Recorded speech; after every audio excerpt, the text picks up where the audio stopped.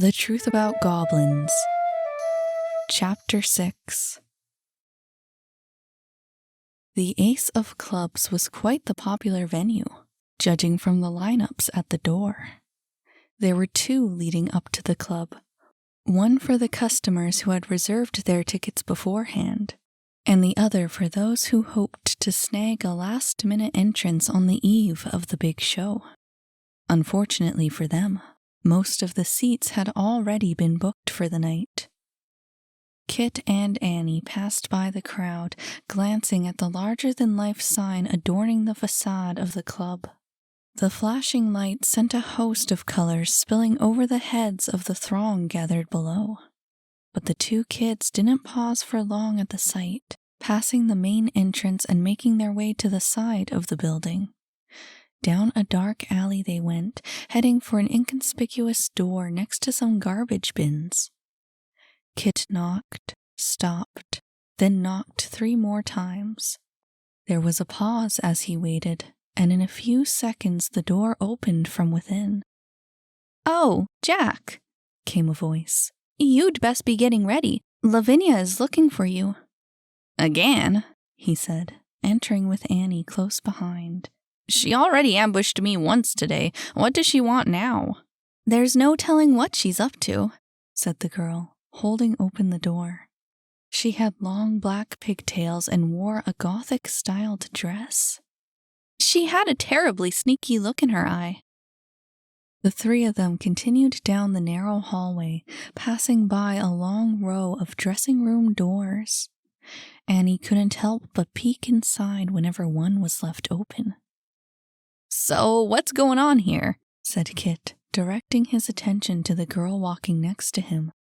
"Lavinia said something about you two not coming for the show." "Did she now? That's strange." She frowned, adjusting her large glasses. "Yang and I didn't say a thing, to my knowledge. As far as I know, we're still on the program for the evening." "Dagnabbit," he groaned. "She roped me in for no reason. I hate it when she does that."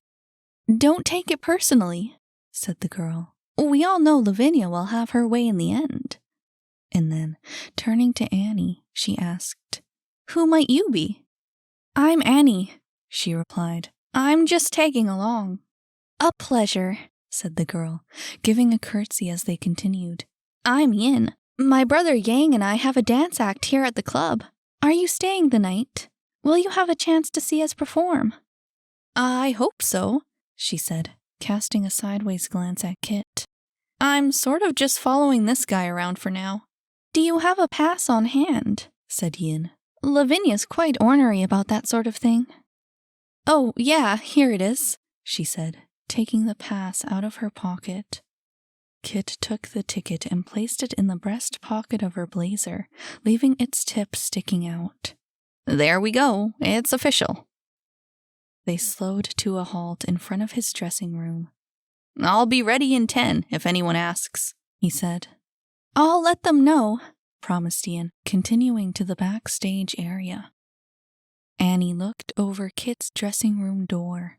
There was a cross of yellow crime scene tape stretching from its 4 corners, with bright red lettering in the center that read, "Jack the Ripper." She rolled her eyes. "Seriously?" "You're just jealous," he said, opening the door. The room was smaller than his own back at the apartment, but this one had more clothes racks and a greater collection of accessories. There was also a large mirror that covered an entire wall. Wasting no time, Kit sifted through the piles of clothes and pulled out his costume for the evening. Once he had collected his outfit, he pulled out some hair gel from the small vanity in the corner, along with a makeup box. Dumping the clothes on the floor, he began to undress. All right, I'm going," said Annie, averting her eyes. "You could have given me a warning." "I'll be out in a minute," he said, taking off his shirt. She closed the door behind her and took a deep breath. Time to explore. As the dressing room corridor ended, the space widened to reveal the rest of backstage. She looked to her left, where the twins were seated on a clothing trunk, exchanging excited conversation. There were other performers too. Some were pacing the floor, some were practicing tricks, and others still were in the process of calming their nerves. They stared at Annie as she walked from one end of the room to the other, but looked away as they noticed the backstage pass sticking out of her pocket. Following the sound of murmuring voices, she rounded the corner and found herself within view of the stage itself. The layers of curtains, not yet drawn, hid the audience from sight, but she could see clear across from where she stood. On the opposite end there was a woman, inspecting the floor for misplaced wires or unsightly scratches. She looked up, noticed Annie, and made her way over to where she stood. "Who are you?" she said. She seemed young, but commanded an air of authority. "I'm Annie," she replied. Hoping to explain herself, she added, "I came here to see Kit perform." "Kit?" The woman frowned. "Oh, yeah, Jack. They all go by stage names around here." She held out a hand and smiled. "I'm Jackie." "Nice to meet you," she said, shaking her hand. Out of all the people she had seen in the market that evening, Jackie definitely looked the most normal. She was wearing a black top with jeans, and her hair was a common shade of brown that matched her dark eyes. The most remarkable thing about her was the headset she was wearing. "Ever been to the club?" said Jackie. "Nope," said Annie. "Never even heard of it." "What?" she exclaimed. "How is that even possible? Everyone knows about the Ace of Clubs." "Well, I'm not from around here." She paused. "Actually, this is the first time I've been to the Goblin Market." Jackie's jaw dropped. "Really? Are you serious?" She stared at her for a long moment. "Are you human?" No," she admitted. "I'm a goblin, but I was raised above ground." She looked down at her feet. Man, does it ever feel weird to say that out loud. "Say what?" said Jackie, curious. "That I'm..." Another pause. "A goblin." "I hear ya. Believe me, I do." She pursed her lips in thought. "I only found out about this whole operation a couple years ago, by accident. It was a complete shock. I almost went insane when I saw it all." She offered a sympathetic smile. "How long have you been here for? You adjusting okay?" "I think I'm adjusting pretty well, but the whole thing is kind of a shock. It's so surreal, like a dream almost." She let out a sigh. "It's been a long day." "Hold on a minute," said Jackie. "A long day? You're not saying you just got here, are you?" "Well, yeah," she said. "I got here during rush hour, whenever that was." "What?" She threw her hands into the air. "But you're so calm. You're not even freaking out. You should be passed out on a couch and near the brink of death or something." Confused, Annie rushed to defend herself. "It doesn't really make sense to freak out, does it? I mean, I was pretty shaky when I first got here, but it sort of wore off." Jackie shook her head. "Of course, I forgot. You're a goblin." She gave a laugh and began to calm down. "What's that supposed to mean?" said Annie, scowling. Jackie shrugged. "Well, you know goblins don't really freak out like humans do." "No, I don't know. What do you mean they don't freak out?" "Wow, seriously?" Again, she was stunned. "You haven't got a clue, do you?"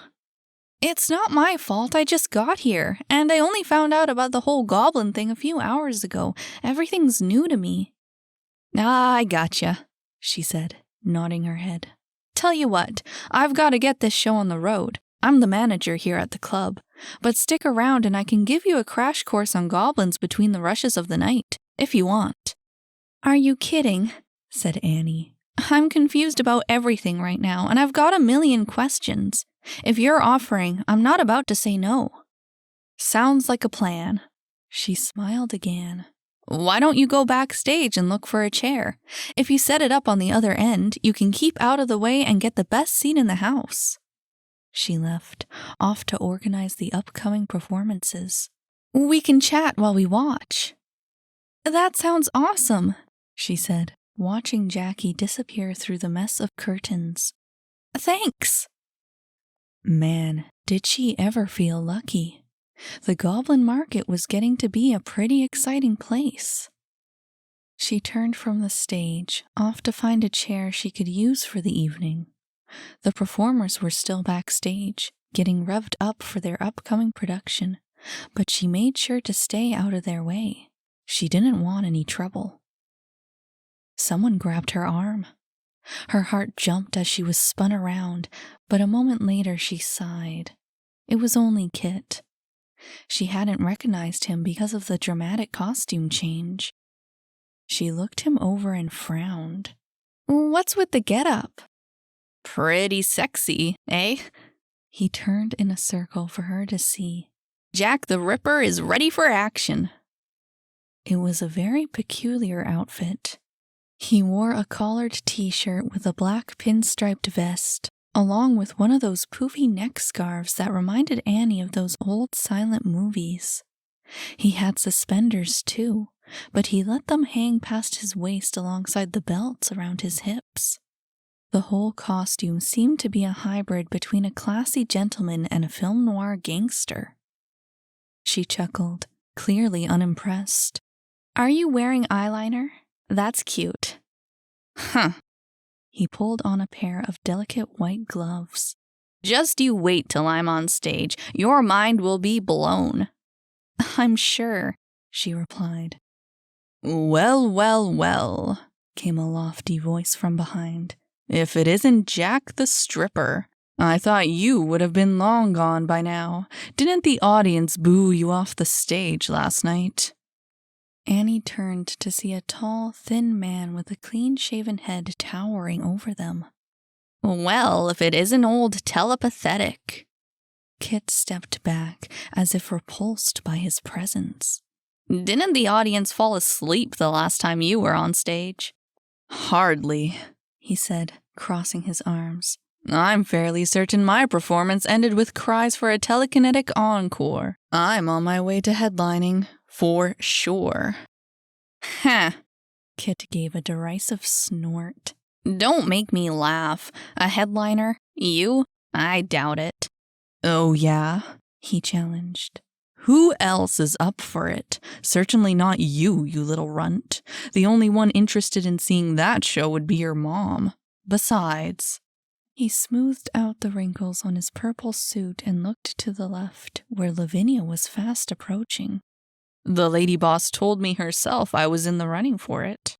"No way," said Kit, unable to hide his dismay. "She didn't actually, did she?" "Well, not directly," he admitted, going silent as Lavinia joined the circle. Kit stepped back towards Annie, taking cover. "Good evening, gents," exclaimed Lavinia, bright and peppy as usual. Her vivid red lipstick framed her perfect smile. "Evening, Miss Lavinia," said the performers in unison, nodding their heads in respect. "Ready to wow the audience." She had changed costume too, wearing a ridiculously fluffy skirt paired with a tight red corset. She was quite the sight to take in. "Ready as always," said Telekinetic, a wicked gleam in his eye. "You look positively ravishing, Miss Lavinia. Are those new shoes?" "Oh, so you noticed, did you?" She showed off her high-heeled boots. "I just had to switch things up for this particular show. Nothing ventured, nothing gained, as they say." She winked at Annie, who hurriedly directed her gaze to the floor. "This particular show," said Telekinetic. "Why, is there something special going on?" "Oh, quite special." She beckoned Kit with a finger. "Come here, Jack. I have something I want to tell you." He took a reluctant step forward. "Me?" Lavinia towered over him, being a tall woman in addition to wearing heels. She had to bend down to meet him face to face as she said, in a strangely seductive kind of way, "I have a very big favor to ask of you, little Jack." He tried to keep in mind that she had lied to him just hours before, that she had made him come to the club on his time off for no good reason. But his resolve fizzled out under the woman's intense gaze. "Okay, what do you want?" She giggled. "I'd like you to open the show this evening." "Really?" he exclaimed. "Really?" Telekinetic was equally shocked. "Davenport saw you rehearsing that new song of yours the other day," she said. "He told me all about it, and then I watched for myself when you thought I wasn't around. Simply brilliant, darling." She patted him on the shoulder. "I'll call out your name when I want you on stage. Be ready to run on just as soon as I call." She straightened up, blowing a kiss in his direction. "Break a leg, as they say." And with that, she was gone, leaving the two entertainers gaping in silence. I can't believe it," exclaimed Kit. "Neither can I," grumbled Telekinetic. "Is the opening a big thing?" asked Annie, confused by the whole scene. "It's the biggest thing next to headlining," said Kit, trying to contain his excitement. "And I'm doing my own song, too. This is awesome." Telekinetic strode away. "Lavinia must be sick or something. No one in their right mind would choose you for the opening act." Kit stuck his tongue out at his rival as he lumbered out of sight. Revenge is sweet." Turning back to Annie, he smiled. "So that's why Lavinia wanted me here. That's why she lied about the twins." She put her hands on her hips. "But shouldn't you have already known that? You've got that mind-reading stone. Couldn't you tell what she was actually thinking?"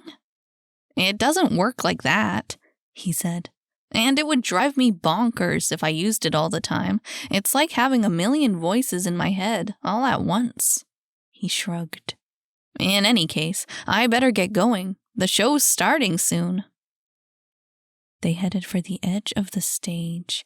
Jackie was on the other side, waving at Annie to come over and join her. "Oh," she said, "that would be me, I guess." "You met Jackie?" he said. "She's human, you know." "Yeah, I do know," she said, leaving him to wait for his cue. She went around the back and pulled up beside Jackie at the other end. "Here," she said, motioning to a stool. "Got you a seat." "Thanks." She sat down. "I got a little sidetracked while I was looking for one." "No problem," said Jackie, turning her attention towards the stage. "Better brace yourself. The show's about to start." Annie's heart was racing with anticipation. Lavinia, from the other end of the stage, marched forward and took hold of the microphone in the center.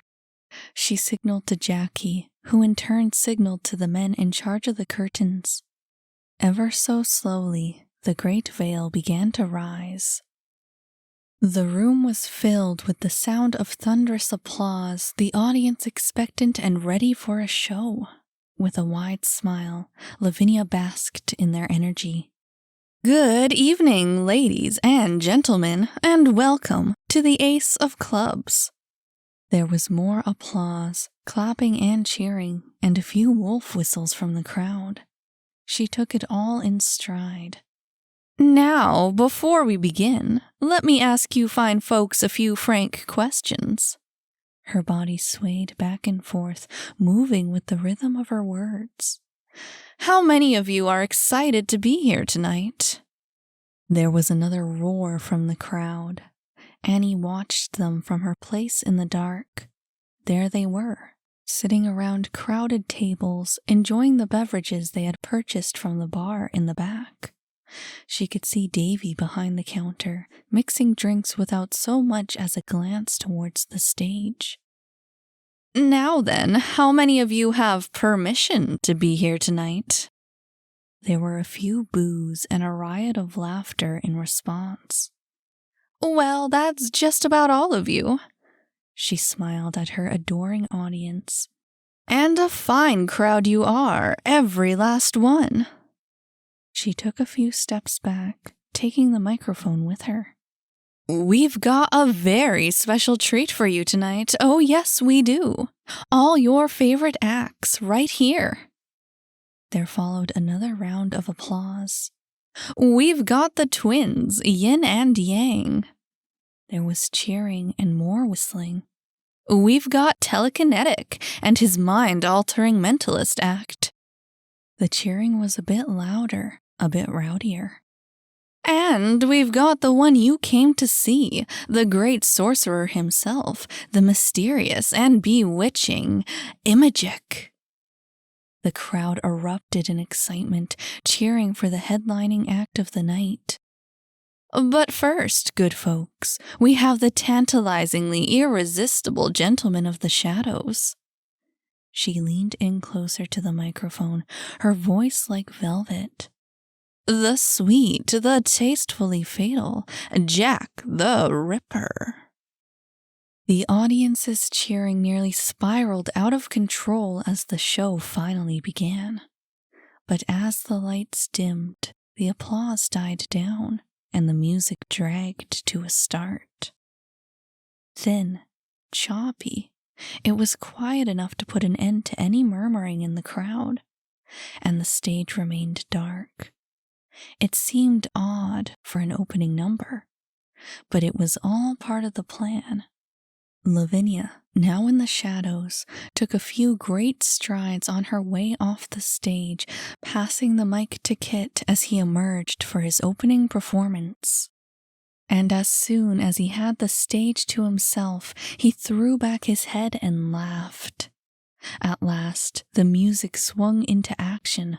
The sound flooded the club, resounding off the walls and pulsing through the audience. Each and every member of the live band, tucked away at the back of the stage, was giving it their all. The sound was electrifying. And Kit was amazing. He sang with such feeling and confidence, assuming his role on stage as if he had been Jack the Ripper all his life. Although Annie was disappointed to find he was singing in a language she didn't understand. She watched his movements, trying to interpret the song's meaning through his dance. But she was lost. It was still engaging, but she felt left out, in a way. It only made her watch and listen all the harder. The song ended with the same thin music as the beginning, leaving the audience screaming for more. But even before Kit ran off the stage, it was time for the next act to appear. Lavinia resurfaced and cracked a few more jokes to give the twins some time before they had to take her place. Wow, said Annie, still stunned. That was insane. Wasn't it? Said Jackie, a touch of pride to her voice. This is why I work here. You can't find any clubs like this above ground. Do you live in the market? She asked. No, she replied. I only come here during nights, when the market's in full swing. I live above ground, mostly. She laughed. It's a ton cheaper. They use real gold down here, you know. Seriously, she said, eyes wide. Isn't that a little impractical? I don't think impractical exists in the Goblin Dictionary. She shook her head. They love the stuff. They, as in goblins, as in Annie. Weird, she said, half to Jackie and half to herself. Yin and Yang came onto the stage, taking Lavinia's place. There was applause, but the clapping died away as the pair stood silent and motionless for the next number. The lights dimmed.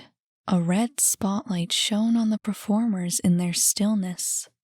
There was Yin, with her long pigtails.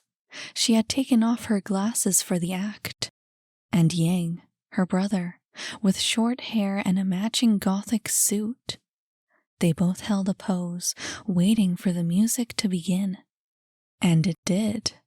Slow and sweet, the music jumped tempos at all the right times. Each step they took was perfection.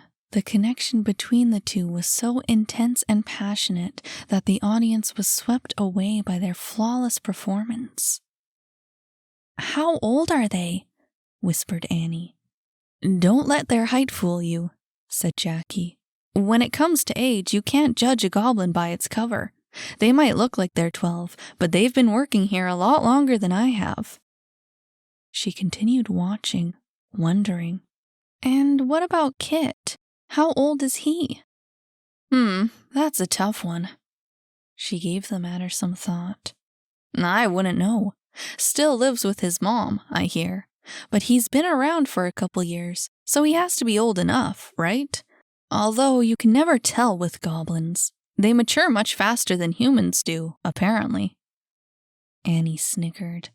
"I don't think I'd ever use mature to describe Kit, and he still looks too young to work in a club." "Wouldn't blame him for it," said Jackie. "Even if he's just a kid. You know goblins only live to 50, right?" "Really?" Her interest quickly changed to alarm. "Wait, are you sure?" Jackie laughed and patted her shoulder. "Right, forgot we were talking about you." As she pulled her hand away, she offered a smile. "But I wouldn't worry. The rule only applies to heavy-blooded goblins, and you look pretty human to me." Right. She calmed down within seconds, determined not to embarrass herself in front of a new acquaintance. It was then that she remembered their earlier conversation. "Hey, that was something else you mentioned. You said something about goblins not freaking out about stuff. What did you mean? You said you would tell me later." Jackie waited for the applause to fade away before she began again. "That's one thing you've got to keep in mind when it comes to goblins. They don't really feel the same way humans do. I mean, they're not numb or anything, but they tend to get over things faster or react a bit differently. Like, not sympathetically. You could almost say they're insensitive." She paused. "No offense." "None taken," said Annie, watching the twins leave the stage. "But what do they feel? Don't they get upset about anything?" "I'm not saying that they don't freak out at all, or that they don't have feelings either, but I hear the more goblin blood you've got, the less of a heart you have. Honestly, I wouldn't know." She turned to Annie and raised an eyebrow. "But shouldn't you? I mean, you are a goblin, right?" "Yeah." It made sense, now that she thought about it. When was the last time she cried? Annie couldn't remember. And it was hard to remember if she had ever lost her cool completely. Aside from the golf cart incident, obviously. But the last few hours had been emotionally charged compared to the rest of her childhood. At the same time, she felt it was a bit callous to say she didn't have a heart. It wasn't that she didn't have feelings. It was just that she didn't bother expressing them. Her parents came back into her thoughts. Regardless of who they really were, they had raised her. Staring at their dead bodies, Annie realized now that she should have experienced some sort of emotion, some form of grief. But although she would agree that the situation was regretful, though she would admit that the tragedy was unfortunate, the only real sensation she had experienced was annoyance at their inability to protect her. The whole affair had been extremely inconvenient for her, being forced down into a world she knew nothing about, with no friends or family and no means of providing for herself. It was only now that she realized she hadn't taken any time to mourn for her adopted parents at all. Maybe she really was heartless. Or maybe it was just the resentment of an abandoned changeling. "It's kind of complicated, I guess." "That's what they tell me," said Jackie. The axe continued into the long hours of the night. Telekinetic came out with his mentalist act, wowing the audience with his charismatic distortion of space and time. Annie caught sight of Kit during the performance, watching from the other end of the stage and making faces behind his back. Apparently, the two did not get along. Jackie grabbed her arm. Lavinia was introducing the next performer. "It's the headliner," she said. "Imagic is amazing." "What does he do?" she whispered. She turned to her, grinning from ear to ear. "Magic." Annie had seen magic shows before. She was familiar with the rabbit in the hat along with all the card tricks. But the sudden silence from the audience introduced a kind of tension in the club, a warning that this act would not be an ordinary one. Lavinia walked away and the lights grew dim once again. There was only one spotlight remaining, a hazy, pale sort of glow that illuminated one small circle of the stage. Annie waited, tapping her knee impatiently. "When is he—" "Shh!" Jackie grabbed her arm again as a figure stepped into the light. He wore a dark cloak, his hood pulled over his eyes. But despite his air of mystery, his movements were casual.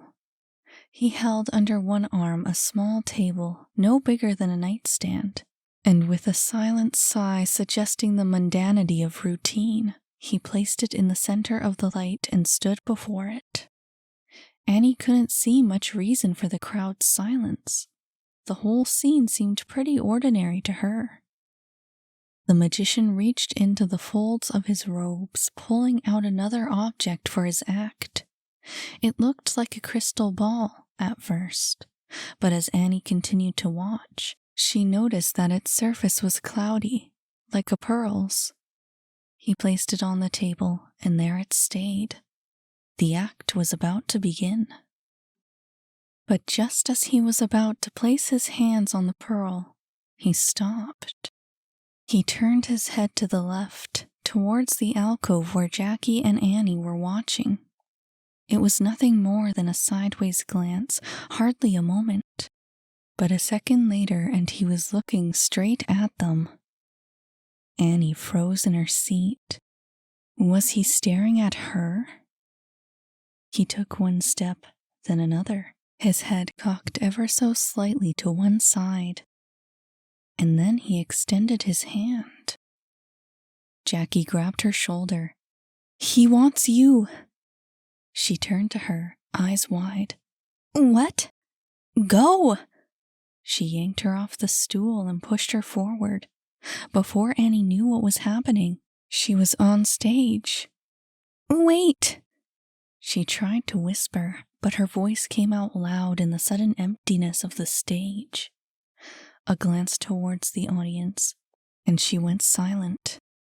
All eyes were on her. The color rose to her cheeks.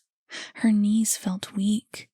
She could feel the gaze of the audience. Every head in the room turned to her.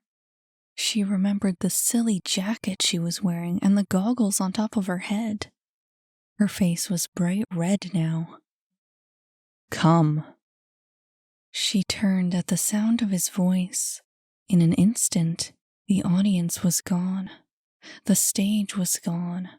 Any embarrassment, any frustration had vanished, and was replaced by a pair of steely eyes and a face of smooth, dark skin. She couldn't look away. His lips moved again, but she couldn't hear the words. Her feet began moving, all on their own, towards the pearl in the light. Still, she stared, unable to tear her gaze from the magician's eyes. His face was calm, gentle, his features soft and strangely childlike. It was only when he bowed his head that Annie could look away. The pearl was in front of her now. How she had arrived before it, she didn't know. Again, she felt her cheeks turn red, remembering the audience in the darkness past the stage.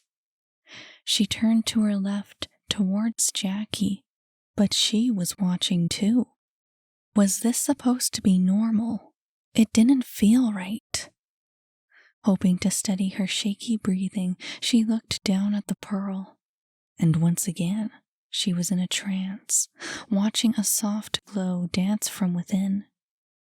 Her eyes were glued to its surface, her body motionless as the magician came up behind her. He held her shoulders, sliding his hands down her arms until his fingers were around her wrists. She didn't move. His skin was soft against her own, but she could sense a dangerous strength in his grip that made her pulse quicken. Still, she stayed standing. Her own arms were trembling, but she couldn't find the strength to back away. All she could feel was his breath on her neck as he drew closer, the warmth of his body as he surrounded her. He guided her hands until they rested above the pearl. Now.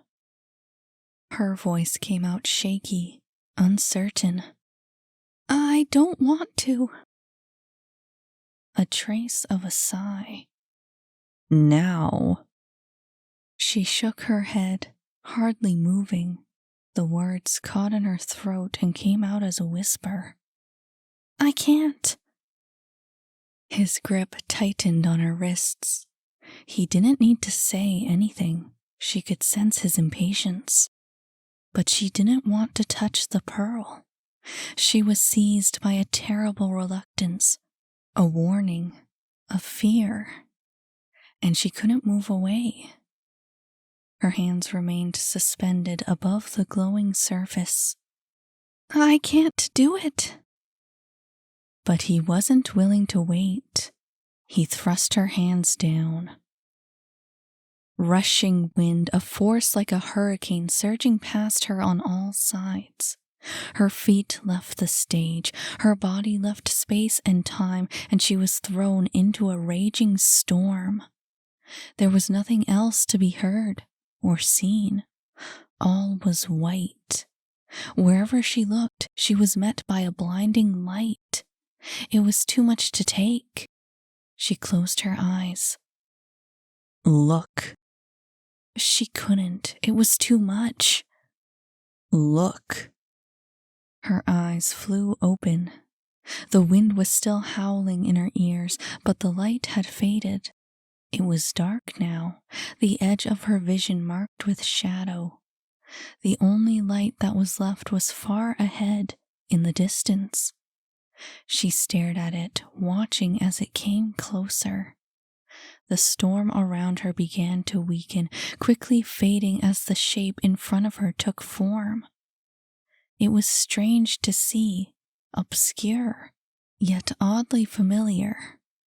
It stretched upwards and downwards, long and thin, like a narrow jewel.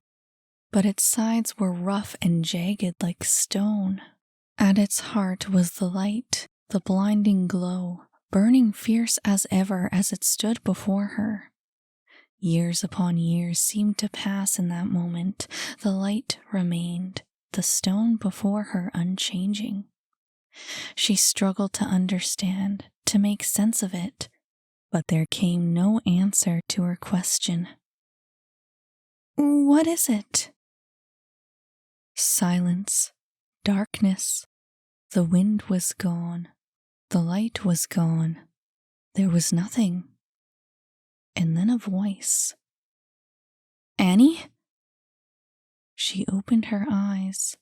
It sounded like rain. Annie! A familiar face.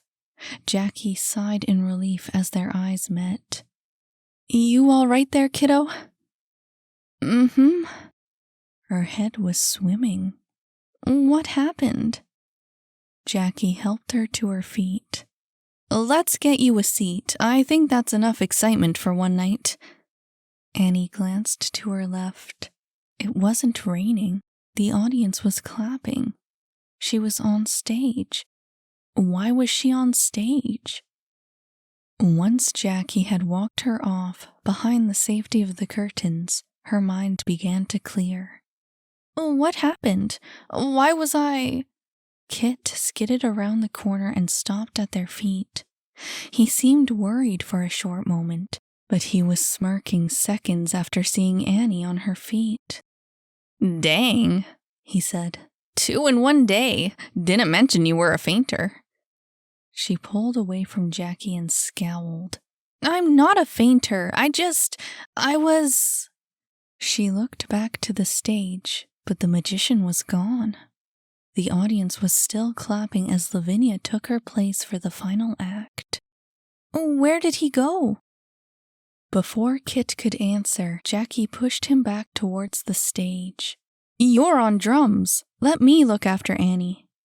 "I'm fine," she said quickly. "I just need to sit down for a while." Jackie turned to her. "You sure?" She nodded. "All right." She seemed relieved and eager to get back to the other end of the stage. "See you after the show." Offering one last smile, she turned on her heel and disappeared. Left on her own, Annie retreated backstage. The faintness she had experienced was quickly fading, an unnatural calm stealing over her mind and body. Desperate to recall what had happened, she spotted a costume trunk and took a seat, the music from the stage now distant. With a deep breath, she hung her head and closed her eyes. But the harder she tried to remember what happened, the more she seemed to forget. It was hardly a minute after she had sat down that the whole instance was completely blackened from her mind. She couldn't explain the strange feeling in her stomach, the heavy cloud hanging over her head. It wasn't like anything she had experienced before. It was different, new. It was it? Could this be magic? She sat up with a start. Someone had taken a seat beside her. Her heart jumped to her throat when she realized who it was. "You are from above ground." His hood was pulled back, revealing a head of thin blonde hair. There was no mistaking those cold eyes. Annie opened her mouth, but went silent as he caught her gaze. She could only nod. He stared at her a long while, thinking. "You are not human." Again, she couldn't speak, and she couldn't look away. She shook her head. At last, he turned from her, staring into the distance. A long silence followed. More than anything, she wanted to ask him what happened. She wanted to remember it. Her courage faded under the influence of his presence, but her curiosity was mounting as time wore on. Just as she was about to speak, his eyes met hers again. "Why are you here?" he asked. Desperate as she was to ask her own questions, she knew she had to answer. He was waiting for an answer, and he wasn't going to let her go until she gave him one. In reply to her silence, he turned his gaze to her hands, clasped nervously on her lap, and in that moment she managed a name. "Kit." He looked back to her, but his eyes were glazed over in thought. "Jack." His gaze was less intense. She felt herself relax. "Yeah, I'm just here to..." But his eyes snapped back to attention. She couldn't speak. And even when he looked away, towards the hall that led to the stage, Annie was unable to break the silence. Frustrating as it was, she couldn't bring herself to ask him what happened. She could only look down at the floor and close her eyes a second time. The late night was catching up to her. She opened her eyes as Imajik rose to his feet. An instant later, and she was staring at his hand, resting on her shoulder. "You did well," he said. She shivered as he pulled his hand away, keeping her eyes on her feet to avoid his searching gaze. But he had no more questions. He turned from her, making his way down the corridor towards the dressing rooms, and she watched. Exhausted, dazed, she stared as he disappeared around the corner. Even when he was gone, she continued to stare, wondering, but too tired to make any sense of her own questions. She could only sit in silence, the distant music fading into applause. The last act of the night had come to a close. Hey, hi, I'm your narrator, Miranda Eastwood, also the author of The Truth About Goblins. If you liked this chapter, remember to add, follow, or subscribe to this channel so you can hear the next one. And if you didn't like this chapter, oh well, I can't really do anything about that. In any case, I just thought I'd let you know about my Patreon. You can check it out if you'd like to throw some support my way. It would mean a lot to me. Not to mention there's loads of extra exclusive content that I only post on Patreon.